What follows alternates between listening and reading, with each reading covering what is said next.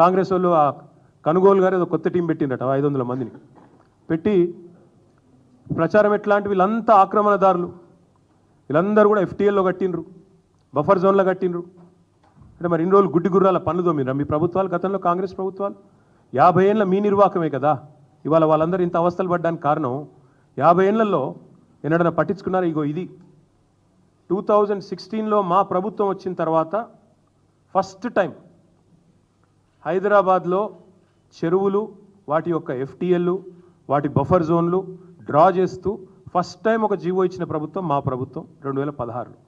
అంటే అది వరకు 1956 నుంచి 2016 వరకు, అంటే సరిగ్గా 60 ఏళ్ళు ఒక్కరంటే ఒక్క ప్రభుత్వం కాంగ్రెస్ ఉన్నా, మిగతా ప్రభుత్వాలు ఉన్నా కనీసం వాటి బౌండరీస్ కూడా డ్రా చేసే ప్రయత్నం చేయలేదు. ఎట్లా వస్తే అట్లా పట్టాలు ఇచ్చారు, రిజిస్ట్రేషన్లు చేశారు, ఎఫ్టీఎల్ చూడలేదు, బఫర్ చూడలేదు, ఏది చూడలేదు, కట్టిపారేసిండ్రు, ఇచ్చి పారేసిండ్రు.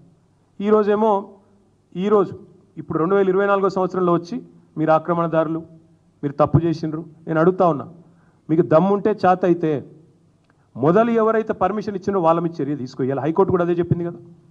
ఎవరైతే పర్మిషన్ ఇచ్చిండ్రో ఆనాడు, ఎవరైతే అధికారులు, ఎవరైతే ఆనాడున్న ప్రభుత్వాలు, ఎవరెవరైతే ఈ ఆక్రమణలను, మీరు ఈరోజు ఆక్రమణలు అంటున్నారు కదా, వాటిని ప్రోత్సహించిన వాళ్ళు ఉన్నారో మీ ప్రభుత్వాలే గతంలో, వాళ్ళ మీద చర్య తీసుకో.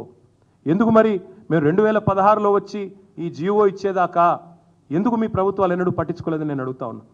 ఇవన్నింటికి మించి లక్షలాది మంది జీవితాలు అంధకారం చేస్తా అంటే ఒక మాట అడుగుతా ఉన్న ముఖ్యమంత్రి, నేను మీ ప్రాధాన్యం ఏంది అసలు?